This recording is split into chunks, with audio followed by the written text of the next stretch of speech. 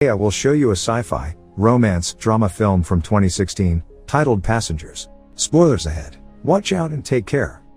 The interstellar spaceship Avalon can be seen traveling through space, headed to a colonized world called Homestead 2. All of its quarters are empty, the vessel is on autopilot. The 258 crew members as well as the 5,000 passengers are in hibernation. Suddenly, the ship passes through an asteroid belt that's weakening its shields. Power is diverted to the main shield, but the ship is on a collision course with a giant asteroid. Suddenly, the asteroid collides with the ship, causing various malfunctions. The ship begins self-reparations, but one of the hibernation pods activates. The passenger awakened is Jim Preston, a mechanical engineer. His pod opens and an automated system helps with his awakening, telling him that he spent 120 years in suspended animation and that the ship is only 4 months away from Homestead 2. He's told that he will be able to spend that time enjoying the luxurious aspects of the ship. Jim receives instructions about his ID band, his cabin and the primary activities he's to take part of, prior to the arrival on the planet.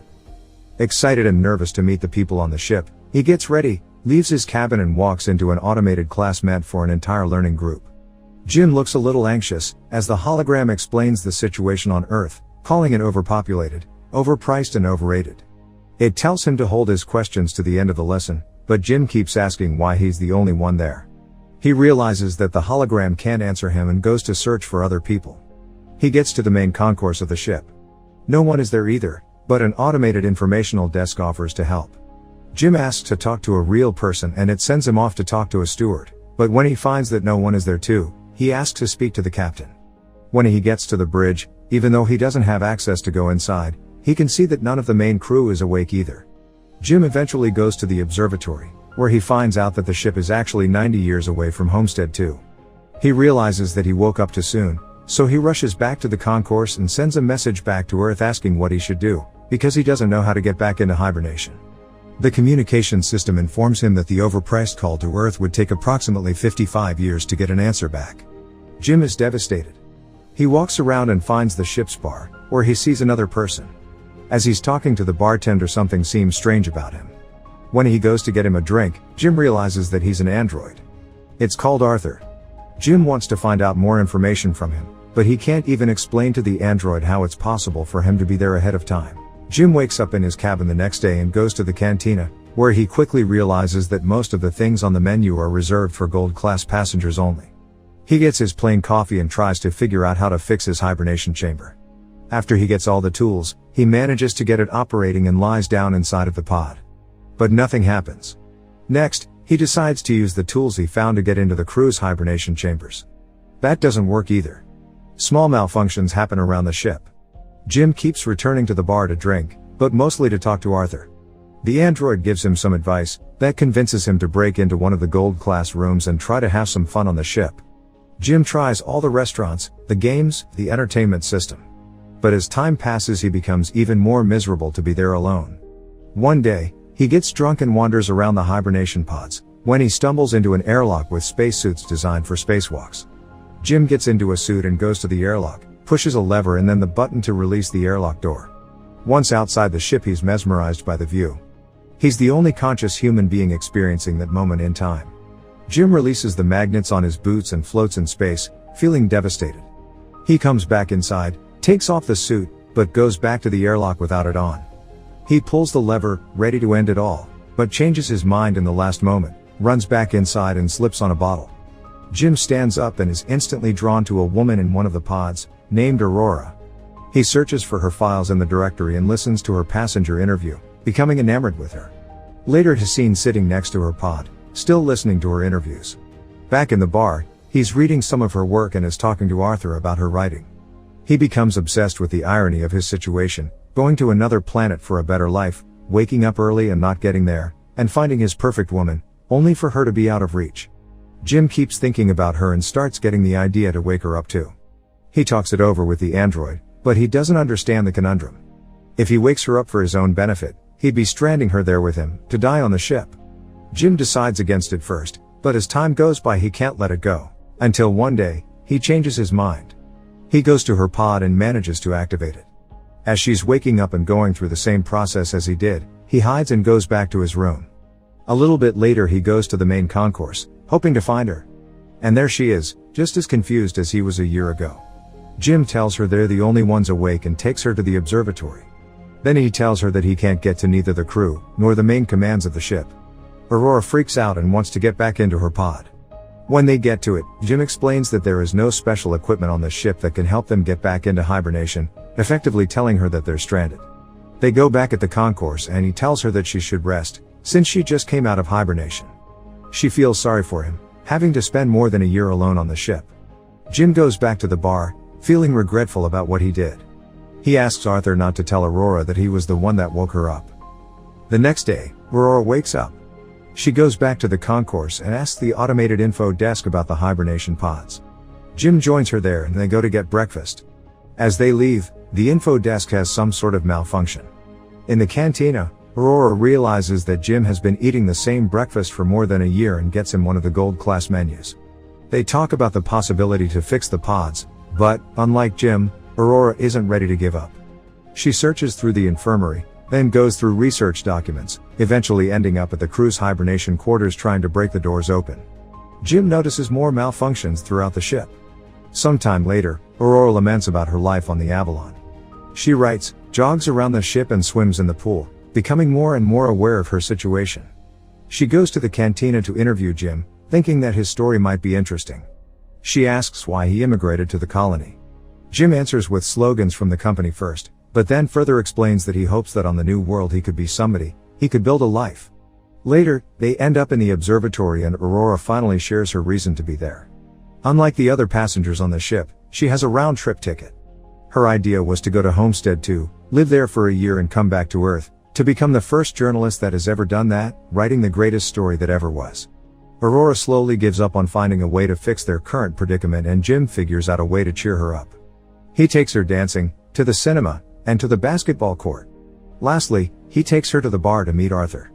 She relaxes for a bit, until she remembers their situation. Jim is left alone with the android, feeling awful about what he's done to her. The next moment he's seen tinkering with something and in the other Aurora walks into the observatory to find a miniature of the Chrysler building he made for her. Sometime later, they go on a date at the bar. They have dinner and share stories about their lives. She tells him that her father died when she was a teenager. After the dinner, Jim takes Aurora to the airlock and they get into the spacesuits. They go out for a spacewalk together. Jim finally has someone to share that magnificent experience with. Jim switches off the magnets on their boots and they float together in space. They come back inside and immediately kiss, retreat to his cabin and sleep together. Soon after, they start living like a couple. Aurora moves into his cabin and writes about her life on the ship. They jog together, eat together, sleep together. Jim explores the ship further and finds the hydroponics bay. He brings Aurora flowers. One day the ship passes by a red giant and they go to the observatory to see it. It's Aurora's birthday, so later that night they celebrate it in one of the many restaurants on the ship and then the bar. Jim goes to the washroom and prepares the ring he made for Aurora, while she stays in the bar chatting with Arthur. The android tells Aurora that Jim woke her up intentionally, unaware that he was still to keep that a secret. Suddenly, Jim comes back and she confronts him in absolute disbelief. She runs away furious and panicked. Jim comes back to his cabin to find all her things gone. He runs into her in the cantina the next day, but the moment he speaks, she runs away. Aurora is desperate. One night she goes over to Jim's cabin, punching and kicking him, wanting to kill him. Talking to her over the comm because she keeps avoiding him, Jim tries to apologize and explain his actions to her. He tells her he fell in love with her, but Aurora doesn't care. She can't forgive him for taking her life. One night, as Jim is in his cabin, another malfunction happens. The ship faces a critical error and the main command shuts down. Later, he walks into the elevator and it malfunctions. Aurora walks into the main concourse and sees that Jim has planted a tree there. Then, she goes to the cantina, where the food dispensary is also malfunctioning. Suddenly, both of them hear the voice of the deck chief over the comms, asking who planted the tree. They both run into the concourse and see Gus Mancuso standing in front of Jim's tree. They introduce themselves and tell the chief about the situation. He doesn't understand how 3 pods could fail. Mancuso takes them to the bridge and he discovers that there is something wrong with the ship, but the information on the systems has to be checked manually. When they leave the bridge, a robot almost falls on their heads and the two of them tell Mancuso that malfunctions have been happening all over the ship more frequently. He says that shouldn't happen, as he shows them how to collect the data. Mancuso checks on the pods, when Jim joins him there. He's figured out what happened with Aurora's pod. The deck chief finds what Jim did to be terrible. Later, he's at the bridge checking the collected data, when Aurora joins him. They talk about what happened with her pod, but he tells her that he can't do anything about it. Jim walks in with the 16th broken robot. Mancuso feels the hibernation sickness, so he goes to rest, but as he walks out, he coughs out blood. That night, Aurora can't sleep, so she goes for a swim. Suddenly there's gravity loss throughout the ship and she starts drowning as the water from the pool moves with her. The gravity drive resets and she barely makes it out alive. They both run into each other going to find Mancuso. The three of them are back at the bridge, slowly discovering what has been going on with the ship. Mancuso figures out that something happened 2 years ago, taking out a major system. They need to find and fix what has caused the failure, because the entire ship is trying to pick up the slack. If they don't fix it, the entire vessel will be stranded. They go to find the problem, but Mancuso faints, so Jim and Aurora take him to the infirmary. He's dying and there are no treatments that can stop it or prolong the time he has left. Sometime later, the three of them meet in the observatory and Mancuso gives Jim his ID bracelet, tells them to fix the ship and immediately perishes. Suddenly, the lights change to an alarming red and the ship starts shaking. Jim tells Aurora that he needs her help, and they run toward engineering, but there's another failure in the gravity drive. And immediately another one that afflicts Arthur as well. Jim deactivates him. They finally arrive in engineering and start looking for the problem. They find it in the power plant and as they open the hatch, Aurora gets sucked in. The asteroid has caused a breach in the hull in that area. Jim gets sucked in too, but he holds on to the hatch, as it keeps closing on him. Eventually he gets sucked in too, but they quickly manage to seal the breach.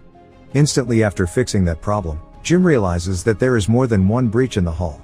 The two of them follow the trajectory of the meteor and find that it has hit the reactor control computer. Jim thinks he can find replacement parts for it. They find the part and change it, but the process of venting the reactor still fails. They do it manually, but it fails again. Jim figures out that he needs to open the vent door from outside of the ship, so they can cool the reactor down. Both of them go to the airlock and as he's getting ready to go out, he gives Aurora Mancuso's bracelet, because he might not come back. She helps him with the suit and as he walks into the airlock she tells him to come back because she can't live on the ship without him. Aurora goes back to the reactor, where the temperature has hit critical heights. A bolt from the reactor propels into her arm, as Jim is getting closer to the vent from the outside and sees the door. The temperature rises in the reactor room, while he is trying to bypass the vent door to open it. He soon realizes that he'll have to manually hold the door open so the reactor can vent and he tells Aurora. She doesn't like the plan, but he goes ahead with it and tells her to vent the reactor. She doesn't want him to die and they argue, but he tells her that they have to save the other people and she vents the reactor. The process is successful, but the fumes from the reactor push Jim away and break his tether. The pressure in his suit is dropping too. He tells Aurora what happened and she moves as fast as she can to get to another suit and bring him in. He apologizes to her again. She puts on a suit and flies out to get him, but her tether is too short. She's pulled back, but suddenly grabs onto his tether and manages to pull him in. Aurora drags Jim into the infirmary, only to find out that he's already dead. She uses Mancuso's bracelet to override the medical protocols and to resuscitate him. The medical pod does the work automatically and revives Jim. Aurora forgives him. Later, Aurora fixes Arthur and they give Mancuso a proper space burial. Jim takes her to the infirmary and tells her that he's found a way to use the medical pod as a hibernation one. He tells her to get inside the pod and ride out the rest of the journey in there. But, as is later revealed, she declines and decides to stay with him, awake on the ship. Jim finally proposes to her and they live out their lives on the ship. 88 years later, the Avalon arrives on Homestead too. The crew wakes up and finds the ship in a very unexpected state. Aurora leaves them a message, retelling the story of the life her and Jim had on the ship while the rest were sleeping. Make sure to subscribe and turn on notifications so you can watch more videos like this. Thanks for watching.